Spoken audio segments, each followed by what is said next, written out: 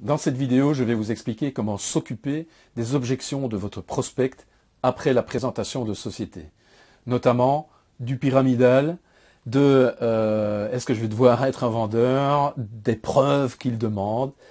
Je suis Vincent Muscotte, votre psychologue spécialiste en communication marketing, et je vous invite à changer de vie en toute sécurité grâce au MLM et cette série de vidéos. C'est pour ça que j'aimerais bien que vous alliez voir cette vidéo sur YouTube et que vous vous abonniez à ma chaîne, s'il vous plaît, ça m'aiderait énormément. Alors, vous êtes-vous déjà posé cette question? Faites-vous les choses sans raison? Ben non, tout le monde a une raison.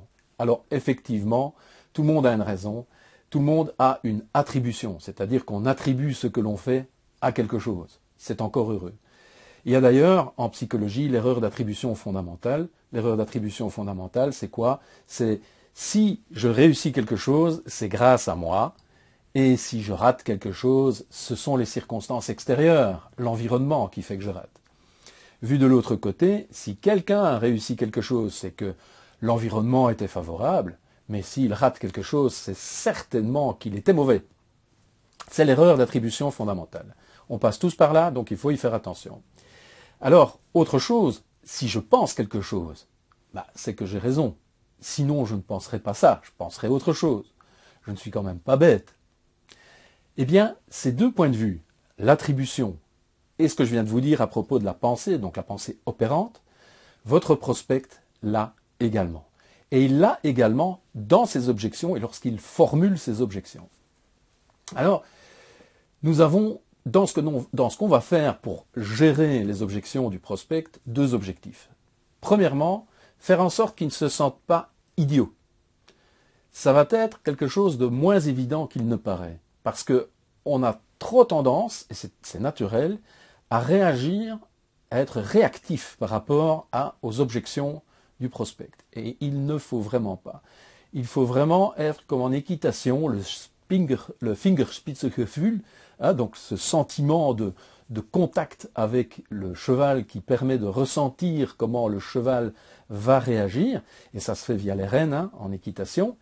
Il faut vraiment être très prudent, parce qu'on va vraiment naviguer sur le bord de cela, et il faut vraiment sentir aux réactions de son prospect qu'on ne dépasse pas cette frontière. Donc ça, c'est une chose. Autre chose, c'est de faire un peu, et c'est ce qu'on va faire, comme en Aïkido. Donc on va utiliser la force et l'énergie de l'autre, du prospect dans son objection, pour déplacer cette énergie et l'amener là où on le souhaite. Donc là où on le veut.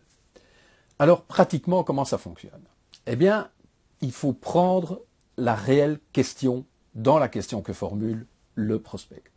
J'entends par là que si il en vient à parler de pyramide, sa question n'est pas sur la pyramide. Sa réelle question, c'est est-ce que c'est légal ce que tu me proposes là? S'il demande des preuves, ce ne sont pas les preuves qu'il veut avoir, mais c'est savoir si la société dans laquelle on travaille est une société sérieuse. S'il dit, moi, je vais devoir devenir un vendeur, ce n'est pas le fait d'être un vendeur qui le tracasse. La question, la réelle question, c'est quelle va être la qualité de mes relations après? Je risque de perdre des relations que j'ai du fait de devoir vendre à ces personnes.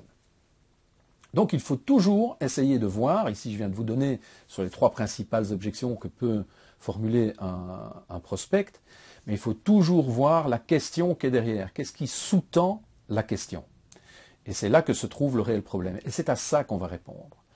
On ne va pas essayer de répondre au pyramidal. On ne va pas réagir au pyramidal. On ne va pas réagir aux preuves. Je vais montrer des preuves. On ne va pas travailler sur le fait que c'est un vendeur et comment c'est un vendeur ou pourquoi c'est un vendeur et un vendeur de quoi. Du tout. Là, en faisant cela, on alimente, on nourrit le dragon, comme on dirait dans le jeu de Go. Le jeu de Go est un jeu stratégique, et nourrir le dragon, c'est ça. C'est vraiment donner à manger au problème, et faire en sorte que le problème grandisse, grandisse, grandisse. Et donc là, ce qu'on va carrément faire, c'est ne pas s'inquiéter de cette question-là, mais répondre à la question fondamentale. La question fondamentale, c'est la légalité, s'il vient avec le pyramidal, c'est est-ce que c'est sérieux s'il vient avec une demande de preuve, et c'est comment vais-je éviter qu'il perde des relations et lui faire comprendre qu'il ne va pas perdre de relations tout en devenant vendeur. Et donc là est tout l'intérêt de la manière dont on s'y prend. Alors comment parler de la légalité? Eh bien on peut parler à ce moment-là des enregistrements de la société, du fait qu'il y a une déclaration d'impôt. Et donc c'est une réelle société avec un réel PDG et avec des réelles personnes dans cette société, dont lui. Le sérieux de la société, c'est... Alors là, on va rechercher un argument d'autorité. Par exemple, quelqu'un qui travaille au profit de la société et qui est une personne reconnue. Ça peut être dans le cas d'un marketing de réseau, d'un MLM sur le bien-être où l'on vend des compléments alimentaires, d'un médecin reconnu qui a peut-être un prix Nobel. Et vous voyez où je veux en venir? On a là un argument d'autorité. Et c'est cet argument d'autorité qui, à ce moment-là, va faire poids dans la résolution de la question sur j'ai besoin de preuves. Alors, pour la perte de relation, eh bien, on va simplement expliquer, ou le risque de perte de relation, ou la crainte de perdre des relations, on va lui expliquer qu'il y a une technique, qu'il existe des techniques pour amener les personnes à consommer le produit sans être un réel vendeur. Entre autres, mes vidéos. Et c'est pour ça que je vous invite à faire venir sur ces vidéos, sur ma chaîne YouTube, les personnes de vos équipes. Et aussi, bien entendu, utiliser ce qu'il a fait venir à la présentation de société. Pardon. Donc, il faut vraiment aider la personne en lui faisant comprendre et en utilisant sa motivation à venir à la présentation de société. Alors, la présentation de société, il y est venu pourquoi? Probablement parce qu'il avait envie de devenir libre. Libre financièrement, libre de son patron, libre en général. Donc il faut utiliser ça dans l'argumentaire, dans la manière dont vous allez argumenter la légalité, sa question sur la pyramide, sa question sur les preuves, sa question sur vais-je devoir devenir un vendeur. Donc utilisez, bien entendu, cette volonté de devenir libre.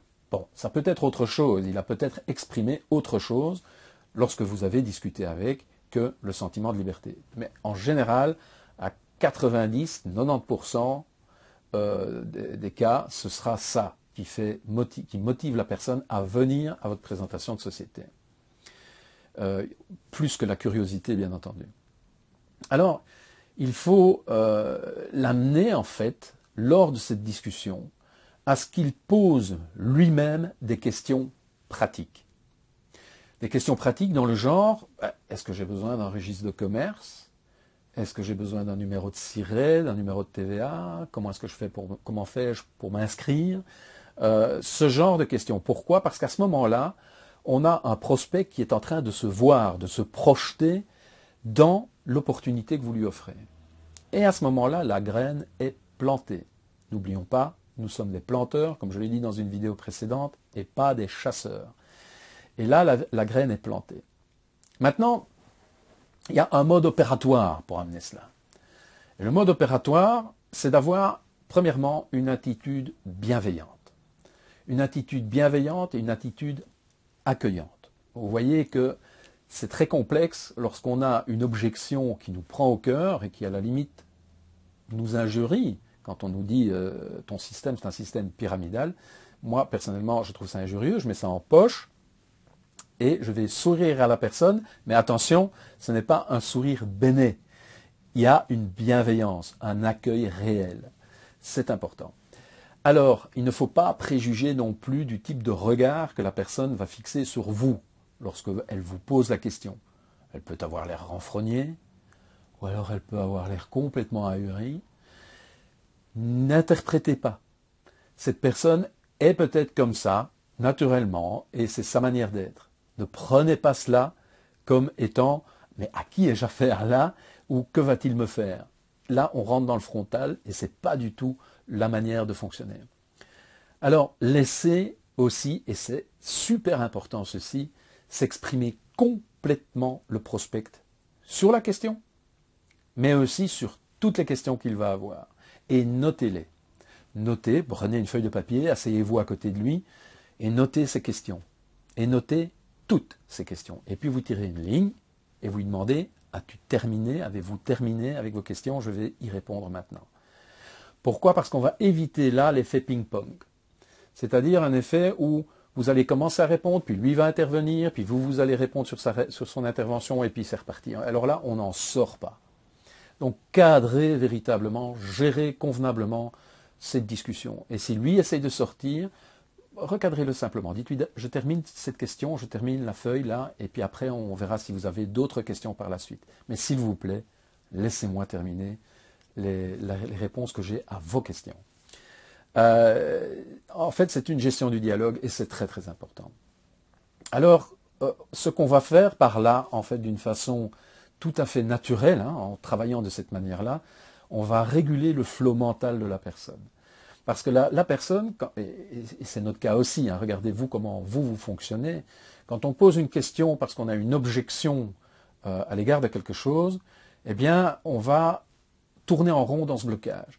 Et on va à la limite pas faire attention à ce que répond la personne, mais on va déjà avoir envie de poser d'autres questions par rapport.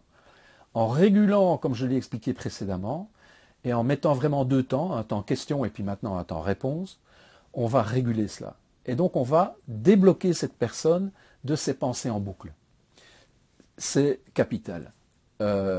Alors, ce que ça va nous permettre aussi, donc le fait de réguler ce flot mental, ça va nous permettre de mettre le flot mental là où on veut le mettre.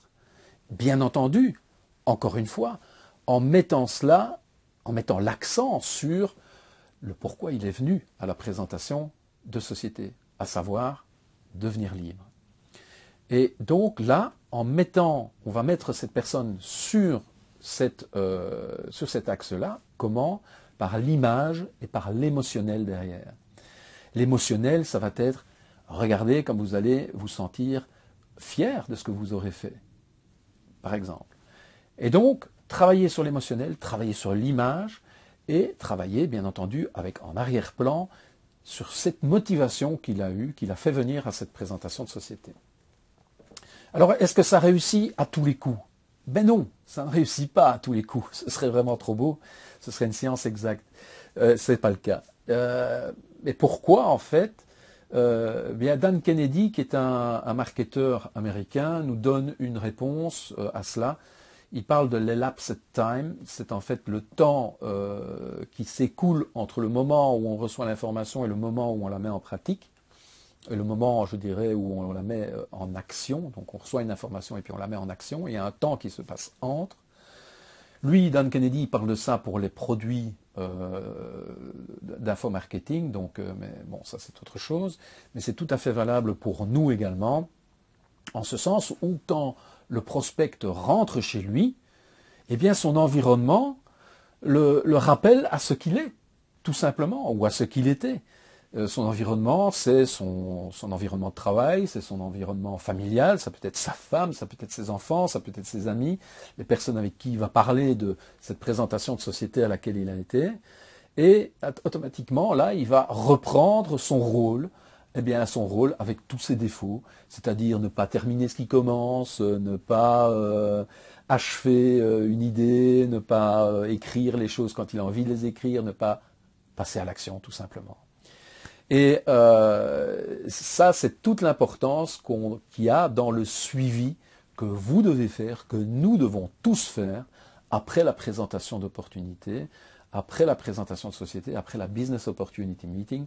On doit suivre son prospect et ça sera une vidéo ultérieure. Et on verra ça donc certainement dans une vidéo ultérieure, c'est très important. Alors maintenant, cette vidéo-ci a été spécifiquement longue, elle a été spécifiquement chargée de contenu.